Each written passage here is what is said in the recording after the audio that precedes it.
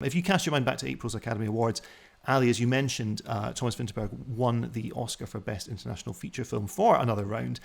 The film's been floating around internationally for quite a long time, but in the UK its release has been held back for cinemas reopening. Now, has that been a wise decision? I don't think there's anything necessarily about the premise that screams a big screen essential, okay? It's about these four middle-aged male friends, one of whom is Martin, played by Mads Mikkelsen.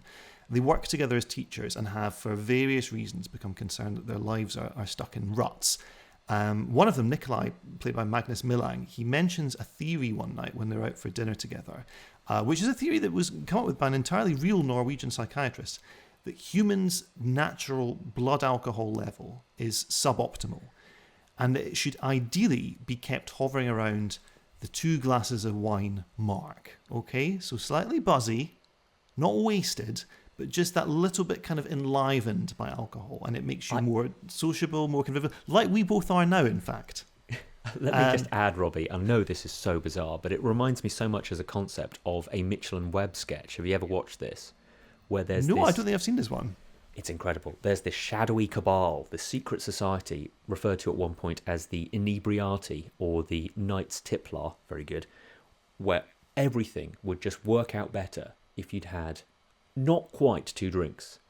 And when I first heard about this, it was just a topic of conversation with me and all of my friends. We couldn't wait to see this movie because it was, what a great idea. Not only do you get the funny side of things, but here you get the much more serious, at times funny side of things. But it is just that fantastic idea that is rooted, as you say, partly in some sort of science, which makes it all the more discussable. Yeah, well, look, I've often said how much Mitchell and Webb have in common with Norwegian psychotherapy. So there we are, yet more proof to that theory. And so look, the foursome, as do Mitchell and Webb, they decide to put the theory to the test, and they start tippling covertly throughout the day at school. And they adopt this kind of additional rule from Ernest Hemingway, which is that at 8 p.m. every night you have to stop drinking, so that by the morning you're fresh and hangover-free and ready to start again. And wonder of wonders, it initially has a positive effect. So Michael's a history teacher who's known and dreaded among his pupils and their parents for the extreme dryness of his lessons. But after a swig of vodka, he loosens up, he becomes more animated, more engaging. The kids start to respond better. He's able to kind of do these little tangential riffs on, Winston Churchill, of course, was a famous drinker, but look, he was such a great wartime leader, so it can't be all bad. Hitler was teetotal, and look, he's obviously, I don't want to be controversial. Hitler generally agreed to be not a nice chap. And Churchill, obviously a great world leader. So these things he's able to draw on and kind of bounce around, and the kids become much more engaged. He becomes a much more playful father with his 2 teenage sons. He becomes more amorous towards his wife. There's a sense that this relationship has become very kind of in this slough of long-termness. He's able to inject some chemistry back into there. And the same thing goes in different ways for his 3 friends as well. Of course, if there's one thing we know about big nights out, they're inevitably followed by a morning after. And of course, it turns out that all 4 of these men, these benefits that come with alcohol, are not sustainable without a cost. So look, it's a funny, intriguing premise. Is it a big screen experience? 100% yes. Here's why. I initially saw this film during its award season run on my laptop. I saw it again a few weeks ago in the cinema when cinemas were starting to reopen. Now, this early scene where the 4 men discuss the blood alcohol theory takes place at a birthday meal, during which Mikkelsen's character originally starts by drinking only water because it's a school night. Now, his friends start teasing him about this, but they also start to ask him about how his life is going. And as the camera holds on Mikkelsen's face, you see him crumple on the inside only. Okay, that's the only way I can possibly describe it. It's the most extraordinary bit of subtle, but incredibly emotionally engaging screen acting.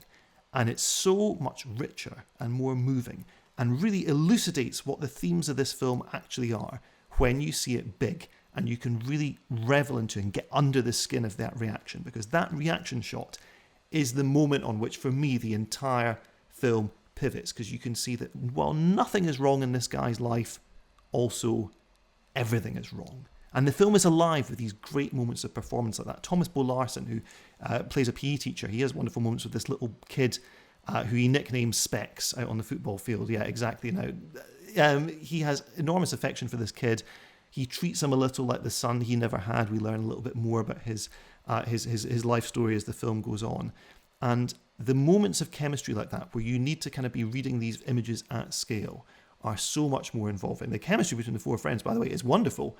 It's also tragically plausible. So there's this clever contrast Winterberg establishes between the friendship between these four and the antics of their pupils. They're all on the brink of adulthood. They're all vibrating with life. They're going out drinking together to be outrageous, revel in young life's possibilities.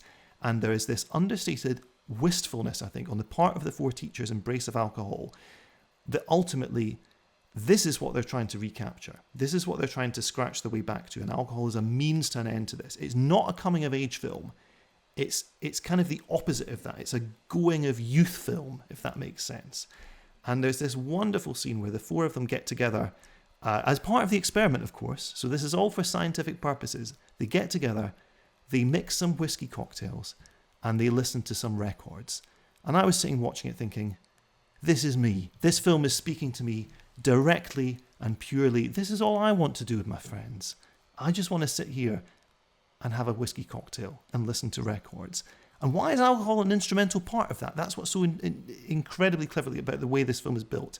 What's alcohol doing? Why is it getting these guys into this particular state that they can't reach without it? Now, interestingly, it doesn't go for all-out comedy or all-out melodrama, and it's deeply ambivalent about the role, the social value that alcohol plays itself. I don't want to discuss the final scene too much, because I think it's good to experience it fresh. But what I will say is it ends on this note of triumph that is also brilliantly ambiguous. It makes you kind of reflect on where has Mads Mikkelsen's character come on this journey? Where has he got to? Has he actually got anywhere? Is he just gearing up for another round? So this idea of recursion and repetition that is inherent in the translated title, I think, is totally key to it. Now look, that tonal ambiguity is not new with Winterberg whatsoever. So I don't know if you've seen his 2012 film The Hunt, also with Mads Mikkelsen as this nursery school teacher who's wrongly accused of child abuse. That also trod this very uneasy moral line. And I think possibly because of Winterberg's past association with Lars von Trier, so the two of them were leading lights of the Dog Me 95 movement, there can be a sense with this film sometimes that they're playing a trick on you. So they're manipulating the audience to feel a certain way while simultaneously chuckling up their sleeve at the same audience for getting them into this kind of emotional position. Now, some people felt that The Hunt, because of this, wrongfully accused man who's played by Mads Mikkelsen, who has one of the most kind of ambiguously villainous faces in all of cinema, that the film is essentially this kind of long-form joke on its audience. I get that. And I think with another round, you can argue that too. It's essentially intellectualizing this totally banal midlife crisis these four guys are undergoing, which has the most obvious plot arc imaginable, from, the kind of pre-sesh through to the disastrous morning after, and then back to the pre-sesh again. But to me, that's really rich, and it's really involving, and it's asking fascinating questions about this relationship with alcohol that we have, why we turn to it, what are we hoping to recover or unlock by using it, why can't we unlock these things while we're sober, what are the unspoken social contracts and hypocrisies that surround alcohol. It poses all of those questions, it makes you reflect on them, and it doesn't provide any answers at all. I think it sweeps you up and then it makes you reflect, and it makes the sweeping up experience and the reflection experience both extremely satisfying, I would say. But I know it's not been blanket received well by critics, and I'm very intrigued as to what you thought. I could talk about this film for hours. I find it eminently discussable, whatever the right word is. As I mentioned earlier, I was keen to talk about it before I'd even seen it. Like the whole concept, the whole idea, the combination of director and actor, everything was just so delicious and tantalizing. I really, really, really want to underline what you were saying about that moment where you see Mads, again, first name terms, drinking. There's some caviar. You can't have caviar without vodka, it turns out. I don't necessarily know. And it begins. And there's this moment where you see a little bit of that evil villain. He's playing with a Casino Royale, maybe a bit of Doctor Strange type. He's drinking, and obviously Hannibal, but drinking red wine. And his lips go red. And there's a little bit oozing out of his mouth, and you go, oh yes, you know what you're doing, this is fantastic. And the way the camera is placed throughout the movie is often quite close up. And we've got a face like Mads Mikkelsen's to work with.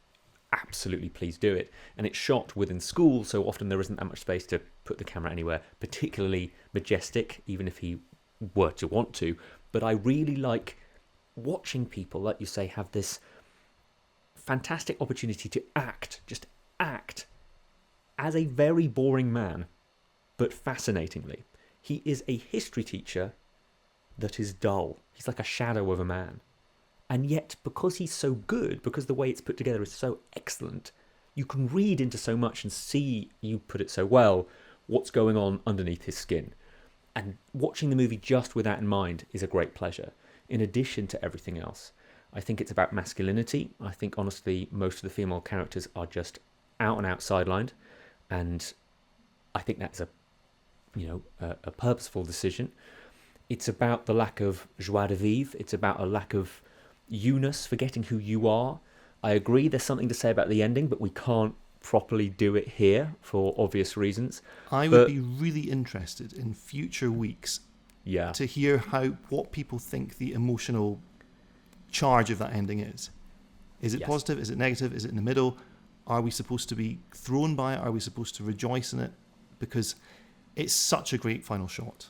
The whole last sequence really is, and I put it up there with it. I've got a list. I don't want to give away what it is, but what they do with the final shot is something that I keep a list of.